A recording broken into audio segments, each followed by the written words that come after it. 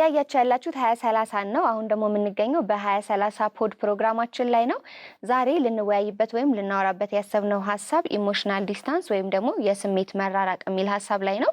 ያው እንግዲህ ኢሞሽናል ዲስታንስ ማለት በአካል ወይም ደግሞ በቦታ አንድ ላይ ሆነን ነገር ግን በስሜታችን ወይም በልባችን ስንራራቅ ነው። ይህም ደግሞ በካፕል ሪሌሽንሺፕ ላይ ብቻ ፎከስ አድርገን ነው የምናወራው። ዛሬ ደግሞ የጋበዝናቸው ባለትዳሮች ናቸው። እንኳን ደህና መጣችሁ። እንግዶቼ ስለሆናችሁ በጣም ደስተኛ ነኝ።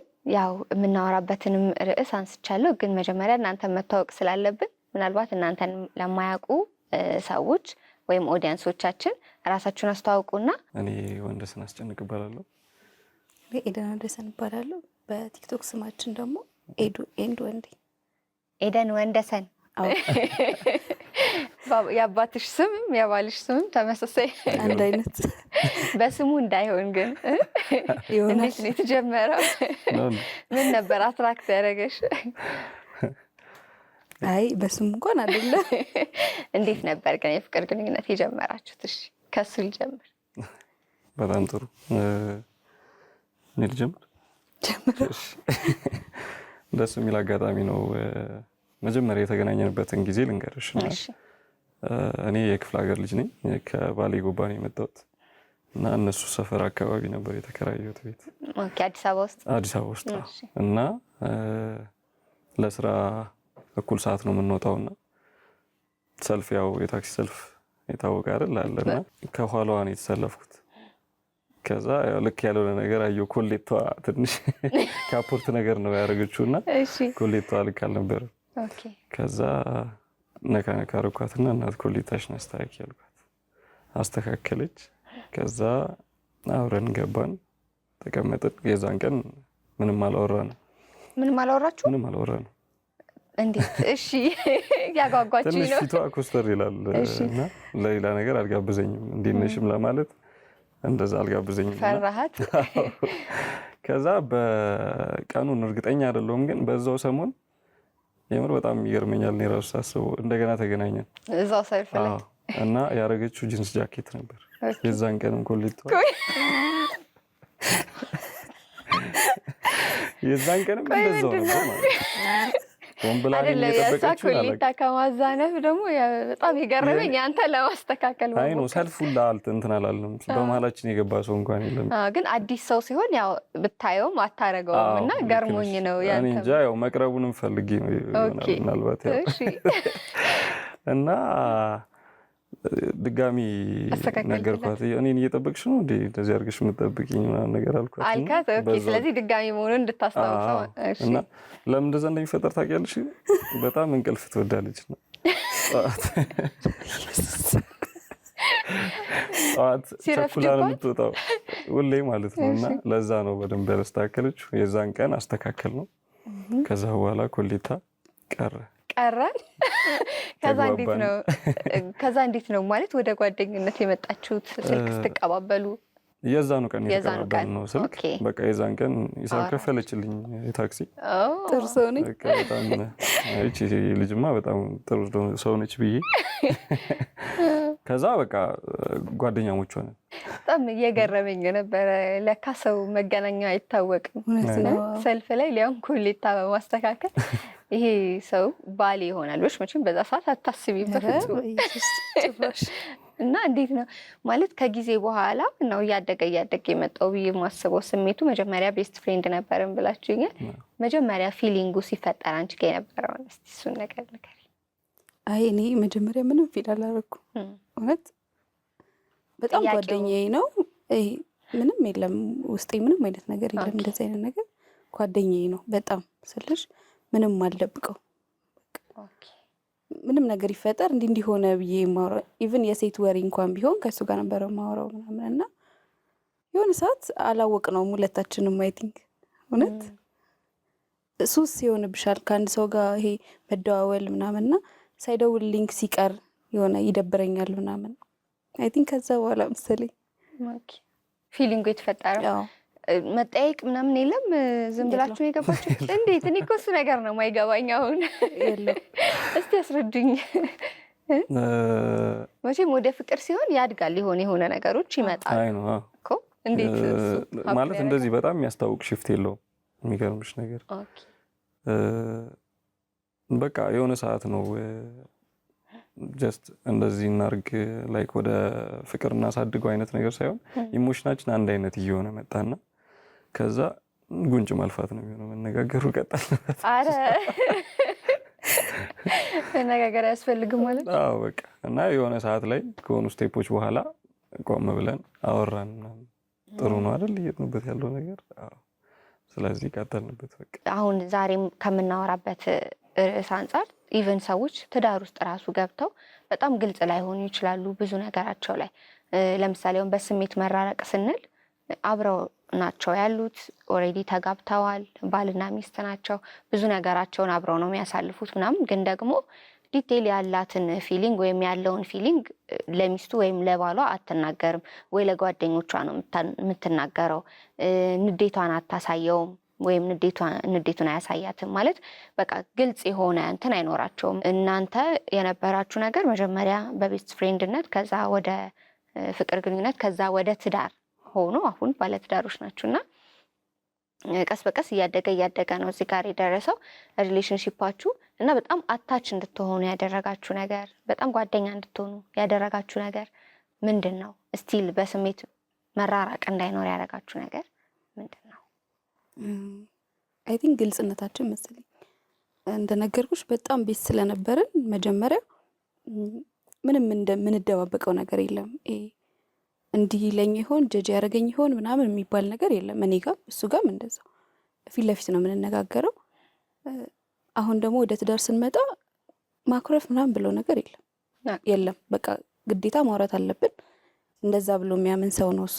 እኔ ትንሽ አኩራፊ ነኝ፣ ግን በቃ ግዴታ ነው ማውራት አለብን። ተኮራርፎ መተኛት ምናምን ብለው ነገር የለም። በቃ ማውራት አለብን፣ እናወራለን በስነ ስርዓት። ይሄ ነገር እንዳይመጣ ያደረገው አይ ቲንክ ይሄ ይመስለኛል። ስለዚህ ፊሊንጋችሁን በግልጽ እንድትናገሩ ጠቅሟችኋል። ግን እስቲ እስከምን ድረስ ነው ግልጽ ነን ማለት? እስከምን ድረስ ማለት በጣም እንደ ጓደኛ ነው ወይም ጀጃ አያረገኝም እያልሽ ነበርና እስከምን ድረስ ነው የምታወሩት? ኢቭን ወሬውንም ቢሆን ንገሩ እስከምን ድረስ እንደሆነ። ምን አይነት ወሬዎችን ነው ኢቭን ይሄ አሁን ስራ ቦታ ላይ የሚፈጠሩ ነገሮች ምናምን እሱን ያስከፋዋል አያስከፋውም ብዬ የምደብቀው ነገር የለም። ኢቭን አሁን ወንድ ልጅ ቢያናግረኝ እንዲህ ግልጽ በቃ ምነግረው ነገር ነው። አልፈራም። ባልነግረው እንደውም የሚመጣ ነገር ይኖራል ብዬ ነው የማስበው። ምንም አያስፈራኝም። በቃ እነግረዋለሁ እንዲህ ተፈጥሮ እንዲህ ብዬ እንዲመልሽ ምናምን። ኢቭን ስልክ ሲደወልልሽ ምናምን በቃ ሁሉንም ነገር ነው የማወራው። እሱም እንደዛው። ስለዚህ በጣም ይሄ ነገር እንዳይፈጠር በጣም ረድቶናል ብዬ ነው የማምነው። በጣም ብዙ ሪሌሽንሺፕ አውቃለሁ ከዚህ በፊት ጓደኞቼንም ምናምን መተው ነው ለኔ የሚያወሩት። እዛ ጋር የሚፈጠረውን ነገር ምናምን ቢጣሉ ምናምን መተው ነው የሚያወሩት። እኛ ጋር ግን መሀል ላይ ሰው እንኳን የለም። እኛ ነን የምናወራው፣ እኛ ነን በቃ ምንም የሚፈጠር ነገር የለም ሌላ። መተው ነው የሚያወሩት ያልሽው እንግዲህ ኢሞሽናል ዲስታንስ አለ ማለት ነው በመካከላቸው አይደለ?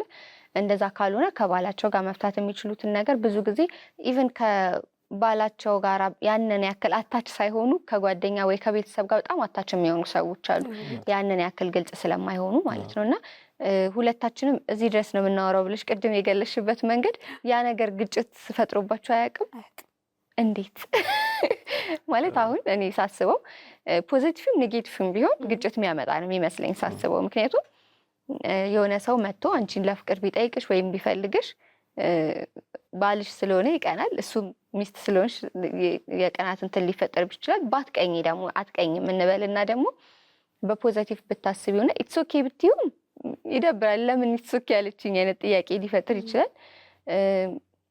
ለምን ብለሽ ብትቆጪም ደግሞ ያው ጸብ ነው እና ስለዚህ በትንሹም ቢሆን ጸብ ላይ ይፈጠር ይችላል ብዬ አላስብም። ካልተፈጠረ ደግሞ እንዴት አንድ ላረጋችሁት? እናንተ የሚገርምሽ ነገር ታስገርመኛለች። እንዳለችሽ ምንም የምትደብቀኝ ነገር የለምና በቃ ያጋጠማትን ነገር እንዳለ ትነግረኛለች። አሁን በእንደዚህ አይነት መንገድ ያለችሽን ነገር የሆነ ወንዶ የሆነ ነገር አስቦ ወይ ስልክ ተደጋጋሚ የሚደወል ከሆነ ወይ ምናምን ይሄ ሰው እኮ እንዲህ ብላ እያንዳንዱን ነገር ነው ትነግረኝ ነው። ኦኬ ነገሩን አየውና ራሱ አንድ እንድታረጉ አደርጋለሁ። ያ ማለት በጣም የከፋ ነገር ካልሆነ ማለት ነው። ምን ማድረግ እንዳለባት እነግራታለሁ። ገብቶሻል? ስለምትነግረኝ ማለት ነው። በጣም የሚገርመኝ ነገሯ ይሄ ነው። ዲስ ማች ራሴ ሃንድል አድርገው ሳልነግረው ምናምን የሚባል ነገር የለም እሷ ጋር እኮ። መንገሯ አንተን አያስደብርክም? አያስደብረኝም። የሚገርምሽ ነገር ምክንያቱም ሆነስት ነች። በቃ ያጋጠማትን ነገር ነው፣ ከሷ የመጣ ነገር አይደለም። እኔ ደግሞ ፕሮቴክተሯ ነኝ። ስለዚህ እያንዳንዱን ነገር ማወቅ አለብኝ። የከፋ ነገር ከሆነ እኔ ስላለው ትነግረኛለች እያንዳንዱን ነገር። በጣም ነው ደስ የሚለኝ። እኔ ጋም ደግሞ የሚፈጠሩ የተለያዩ ነገሮችን ካሉ እነግራታለሁ። የእሷ ለእኔ እንደዛ ግልጽ መሆን እኔን በደንብ አብርትቶኛል። በጣም ደስ የምወደው ባህሪዋ ይሄ ነው አንዱ። ለምን ይመስላችኋል ሰዎች በመካከላቸው ኢሞሽናል ዲስታንስ የሚፈጠረው? በምን ምክንያት ይመስላችኋል? አይ ቲንክ መጀመሪያ አለመተዋወቅ ይመስለኛል። ማለት ሳይተዋወቁ ነው ብዙ ሰው ወደ ሪሌሽንሽፕ የሚገባው። ማለት ይሄ ከላይ ብቻ እንዳልኩሽ እኛ ጋር ቤስት ስለነበረን ኖርማል ነው፣ ግልጽ ነን፣ ምንም ሳክስ የለውም። ሪሌሽንሽፕ ግን ሲሆን መጀመሪያ ዴት ማድረግ አለ መጀመሪያ ምናምን እና እሱ ላይ ሁሉ ነገር ግልጽ ሆኖ አይወራም። ራሳቸውን ሸፈን ቀባር ነው። ወደ ትዳር ሲገቡ በጣም ከባድ ነው። አይ ቲንክ የሚሆን አይመስለኝም። እኔ በጣም ብዙ ሰው ስለማቅ ነው፣ የተለያዩ ጓደኞችም ስላሉኝ ምናምን እና አያወሩም፣ አይነጋገሩም ጭራሽ። በቃ እንዲህ እኮ አርጎኝ ብላ ነው ለኔ መታመት ነግረኝ። ስለዚህ ዲቴል አለመታወቅ ወይም መጀመሪያ ጓደኛ አለመሆን።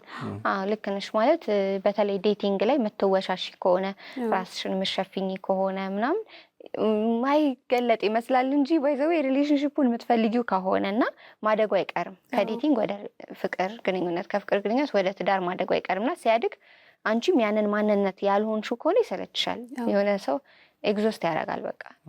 ያም ሰው ደግሞ ቆንጆም ሆነ መጥፎ ብቻ አንቺ ጋር ያለውን ነገር እንዳንቺነት አክሰፕት እስካላደረገው ድረስ ከገባ በኋላ አዲስ ነገር ሲያይ ብሶ ይደነግጣል አይደል? አዲስ ኤክስፒሪየንስ ያደረጋችሁት ነገር አለ ትዳር ላይ? ወይም ደግሞ ምን ነው ቀድሜ ዋወቅኩት ኖሮ ያልከው ነገር እስቲ? አዲስ ኤክስፒሪየንስ አይጠፋውም። ያው ትዳር ደግሞ ከፍ እያለ አይደል የሚሄደው? ሁሌ አብረን ነው የምንሆነው።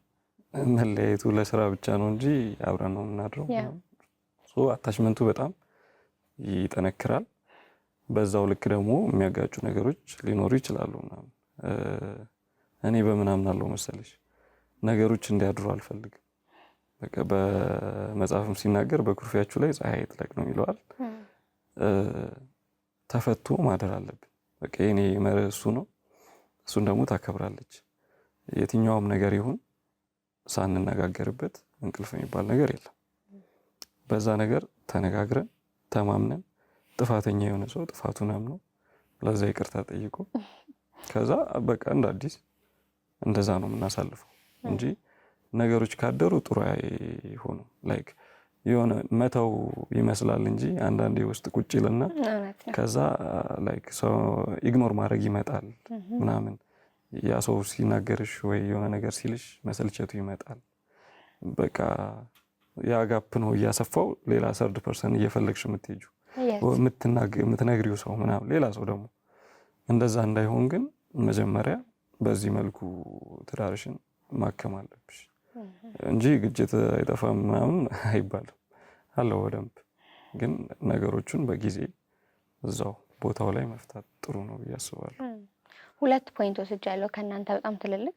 አንደኛው መጀመሪያ ዴቲንግ ላይ መጨረስ ያለብን ትውውቅ እንዳለ፣ ከዛ ደግሞ እንዳልከው በጣም ግልጽ ሆናችሁ ኮሚኒኬት ማድረጋችሁ፣ አለመኮራረፋችሁ። ምክንያቱም ይመስለናል በዛ ሰዓት ላይ የሆነ ለዛ ሰው ፎርጊቭ ያደረግን ወይ ደግሞ በቃ ኢትስ ኦኬ ብለን ያለፍን ይመስለንና ግን ደግሞ ልባችን በጣም እየሻከረ እየደከመን እየሰለቸን ከዛ የሆነ ሰዓት ላይ መጥላት ነው የምንጀምረው። ማለት ከዛ ሰው ጋር ያለን ግንኙነት እየጠላ ነው እንመጣለና የሚመስለን ጀስት የኛ ፊሊንግ ነው የሚመስለን። ወይ መጀመሪያም አልወደውም ነበር እንዴን ሰው ምናምን እስከምንል ድረስ እንጂ እነዚህ ጥቃቅን ነገሮች ተጠራቃቅሞ እዚህ ጋር ያደረሱን አይመስለንም። እና ኢግኖር አለማድረግ ያልከው ሁለታችሁም ያላችሁት በጣም አሪፍ ሀሳብ፣ መስማማበት ሀሳብ ነው። ከዛ ውጪ ግን እኔም ካየሁት አንዳንድ ሪሰርቾች አዲስ ነገር ማጣት ራሱ በግንኙነት ውስጥ አዲስ ነገር ማጣት ራሱ አንዳንድ ጊዜ መሰለቻቸትን ወይም ደግሞ ቅድም እንዳልነው በአካል ወይም በቦታ አንድ ቢሆኑ እንኳን ወይም ትዳር ውስጥ ቢሆኑ ሪሌሽንሺፕ ውስጥ አብረው እየኖሩ ልጅ እያሳደጉ እንኳን ቢሆን የስሜት መራራቅ ይመጣል። በልባቸው አንድ አይሆኑም፣ እንደነበረው አይሆንም ፍቅራቸው፣ ያ ትኩሱ ፍቅራቸው እንደነበረው አይቀጥልም ይባላል እና አንዱ ምክንያት ተብሎ የተጠቀሰው እንግዲህ አዲስ ነገርን ማጣት ነው እና እሱ ነገር እንደውም እኔ ብዙም ግልጽ አልሆነልኝም። ማለት ሁልጊዜ አዲስ ነገር እንፈልጋለን። በእርግጥ ሰዎች ግን ትዳር ውስጥ ስላልሆንኩኝ ትዳር ውስጥ ሊፈጠሩ የሚችሉ አዳዲስ ነገሮች ምን እንደሆኑ ከእናንተ ልስማ ብዬ ነው እና እስኪ ትዳራችሁን ትኩስ ለማድረግ ወይም ደግሞ ሁልጊዜም እንዲወደድ ለማድረግ ግንኙነታችሁን እርስ በርስ ላለመሰለቻቸት ወይም ደግሞ አዲስ ነገር ላለማጣት ሁልጊዜ አዲስ የሆነ ፍሬሽ የሆነ እንዲቆይ ለማድረግ የምታደርጉት የተለያየ ነገር ካለ? ምን መሰለሽ፣ ብዙ ጊዜ ትዳር ውስጥ ሰው ሲገባ እኛ አሁን ከስራ ወደ ቤት ከቤት ወደ ስራ ብቻ ይሆናል ላይፋችን እና ቤት ያለሽ የሆነ ሰዓት ሳታቂ ወደ ቤትሽ ብቻ፣ እሱ ትክክል አይደለም። በቃ ዴት ላይ ስታደርጊ የነበረውን ነገር ማድረግ ግድ ይልሻል፣ አለበለዚያ መሰልቸት ግድ ነው። እኛ የሆነ ሰዓት ላይ መውጣት አለብን ነው። የሆነ ሰዓት እኛም እንደዛ ሆነን ነበረ። ቤት እንዴ ምንድነው ወደ ቤታችን ወደ ቤት። አሁን ግን እንደዛ አይደለም። ውጪ ራስ መብላት ካለብን ራስ መብላት አለብን። ቤት ውስጥ የምንፈጥራቸው ነገሮች አሉ። ሙቪ ናይት ሊሆን ይችላል ምናምን። በቃ እሱ ወደ ቤትሽ እንድትጓጊ ነው የሚያደርግሽ። ደስ ይላል። እንደገና ደግሞ አዲስ ፍቅርም ነው የሚሆነው። እውነት እኛ አሁን እኔ እንደ አዲስ ነው የምወደው ሁሌ። በቃ የሆነ ነገር ሲያደርግልኝ ቤት ሲመጣ እጠብቀዋለሁ። በናፍቆት ነው የምጠብቀው ምናምን። ያን እንዲሆን ያደረገው ሲመጣ ኢቭን ትልቅ ነገር አይደለም፣ ቸኮሌት ይዞልኝ ሲመጣ ለእኔ ትልቅ ነገር ነው። በቃ ቤት ስትገቢ እንደዛ አይደለም። ብዙ ጊዜ እንደ ኢትዮጵያዊም ነው የለም እንደዛ። በቃ ይመጣል፣ እራት ይቀርብለታል፣ ቡና ይፈላል፣ እንደዛ ነው ብዙ ጊዜ። እኛ ግን እንደዛ አይደለም። በቃ እራት መብላት ካለብን ሙቪ ማየት ካለብን እንሄዳለን። እንደዛ አንዳንዴ በጣም ቦሪንግ ይሆናል። በቃ አሁን ያለችው ሩቲን እሱን ማቆም አለ። አንዳንዴ ግድ ነው ማለት ወይ በፊት ዴት ስናደርግ የምንሄድባቸው የነበሩ ቦታዎችን አንዳንዴ ቼክ እናደርጋቸዋለን እየሄድን እና እዛ ቦታ ላይ መገኘት በራሱ ወደኋላ ይመልስሻል። አንዳንዴ እንዲህ ነበር እኮ አይገርምም ምናምን በቃ ወይ ወክ የምናደርግበትን ቦታ ወይ ምናምን ድጋሚ ስንሄድበት ያ ነገር እንደ አዲስ ይታደሳል። ቤት ደግሞ ስንሆን የቤታችንን ሴታፕ መቀየር ሊሆን ይችላል ምናምን። በቃ ወይ ሙቪ ናይት ካለ ወይ ምናምን ወይ አንድ ላይ ኩክ እናደርጋለን። በቃ እነዚህ ነገሮች ሞር አሪፍ ናቸው። ስለዚህ ፐርፐዝሊ ያስባችሁት ይሄን ነገር ታረጋላችሁ። ግድ ነው። የሚገርምሽ ነገር እኛም በራሳችን ነው እንትን ያልነው ያወቅ ነው። የሆነ ሰዓት በጣም በቃ ቤት ስራ ምናምን ዛልን እና እንዴ ምናምን ብለን ቆም ብለን ያሰብነው እና ምን ሆነን ነው ምናምን ብለን ከዛ በኋላ ግን በቃ በየመሃሉ እንደዚህ አይነት ነገሮች አስፈላጊ ናቸው፣ ግድ ነው። ከኤዱ በጣም የምትወድላት ነገር ምንድን ነው? በጣም ግልጽ ነች እና ለፍቅሯ ስስት የላትም። ስስት አታውቅም። በቃ እያፈረች ነው። አይ በልበ ሙሉነት ነው የማወራው። ይሄን ሁለታችሁም በጣም አሪፍ ነገር ነው የሰጣችሁን። ገጠመኝ ካላችሁ ሳልጠይቃችሁ እያልኩ ነው ከነከነኝ ውስጥ እና እስቲ ገጠመኝ ካላችሁ ገጠመኛችሁ ናቸው። እንደ ገጠመኝ ሳይሆን ግን በጣም የሰርጌ ጊዜ ያደረገኝ ልንገርሽ። ያደረገኝ? አዎ እሺ። ፕሮግራሙ አልቆ ካሜራማን ነውና ፕሮግራሙ አልቆ የሱ ክሮች ነበሩ እንዳለ የነበሩት ሲሰሩልኝ ነበረ ሰርጋችን። በሙያው ካሜራማን ነው። አንቺ ሴልስ ነኝ ብለሽኝ ነበር። እሺ። እና ፕሮግራም አልቋል። ወደ ቤት ልንሄድ ነው። ሰው እዛ ጋር ተሰብስቧል ምናምን። እኛ ገብተናል። የሆነ ሰዓት ዞር ስል የለም መኪና ውስጥ። የት ነው? እዛ ካሜራማኖቹ ጋር የሆነ ነገር እያደረገ ነው። እቃ እየሰበሰበ ምናምን። የምር በጣም ነው የገረመኝ እውነት። እና መኪናውን ሲነዳው የነበረው ደግሞ ቤተሰብ ነው እና በጣም ተናዶ ነበረ። እኔ ግራ ገባኝ ምንድን ነው የሚያደርገው ነው። ቬሎሽን ለብሰሽ ቁጭ ብለሻል እንጂ በጣም ከባድ ነበር እውነት። ማለት አንዴ አይደለም እኮ አስገባው፣ ይዞት መጣ፣ አስገባው፣ ድጋሚ ወጣ። ካሜራው ነው እንደዚህ አይደለም እሱ ነው እንጂ የለም። ኦኬ የለም በቃ እኔ ጋር ሊቀመጥ አልቻለም። ደስ የሚል አጋጣሚ ነው በጣም አዝናኝ ነው። እንግዲህ ላንቺ እንዴት ነው? አዝናኝ ካልሆነ መሳቅ የለብኝም። አዝናኝ ነበር በጣም። እኔ እንደውም ምንም አልመሰለኝም። ሹፌራችን ግን በጣም ተናዶበታል። በመጨረሻ ይሄ ቀረ የምትሉት ወይም ማስተላለፍ የምትፈልጉት መልእክት ካለ ለ2030ዎች አስተላልፉና በእኔ በኩል ጨርሻለሁ። እሺ እንግዲህ ያው ስለ ሪሌሽንሺፕ ስለ ትዳር ሊያወራው ዋናውና ትልቁ ነገር እግዚአብሔር ነው ማለት በቃ ትዳርንም ሪሌሽንሺፕንም ሰው ለመምራት ሲያስብ እግዚአብሔርን ማስቀደም አለበት። እሱን የበላይ ማድረግ አለበት። ትዳር ላይም በቃ የቤት ራስ እሱ ነው እና እሱ ማስቀደም እግዚአብሔር ያለበት ቤት ስለሆነ ደግሞ ቤትሽን ማክበር መፍራት ለትዳርሽ መጠንቀቅ ግዴታ ነው። በጣም አመሰግናለሁ እንግዶቼ ስለሆናችሁ። በጣም አሪፍ ሀሳብ ነበር ያነሳ ነው። ከእናንተ ኤክስፒሪየንስ ደግሞ በጣም ብዙ ተምረናል። እየሳቅን እንደገና ብዙ ቁም ነገርም እያገኘን ነበረ ቆይታ ያደረግነው። እንደወደዳችሁት እናንተም አልጠራጠርም። 2030ዎች እንግዲህ ይሄንን የመሰለ ጥሩ ቆይታ አድርገናል። በኢሞሽናል ዲስታንስ ወይም ደግሞ በስሜት መራራቅ በሚል ሀሳብ ላይ ነበረ ያነሳነው። በስሜት መራራቅ ምንድነው? እንዴት ይፈጠራልና እንዴትስ ደግሞ ማኔጅ እናደርገው የሚለውን አንስተናል። በቀጣይ ደግሞ ከሌሎች እንግዶች ጋራ በሌላ ፕሮግራም እንመለሳለን። መልካም ጊዜ።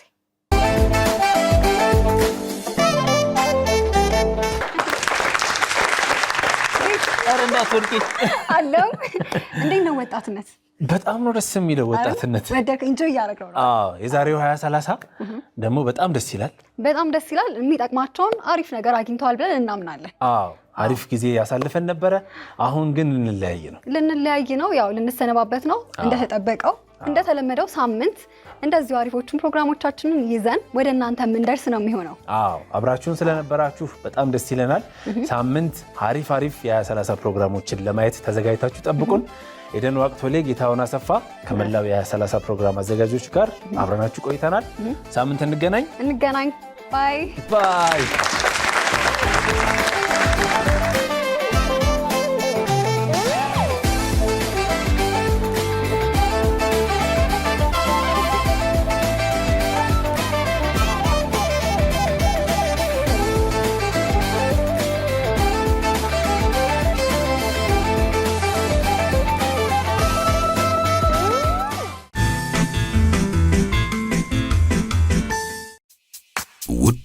ኢቢኤስ ቴሌቪዥን ተመልካቾች ይህ በስክሪኑ ላይ የምትመለከቱት ትክክለኛው የፌስቡክ አካውንታችን ነው።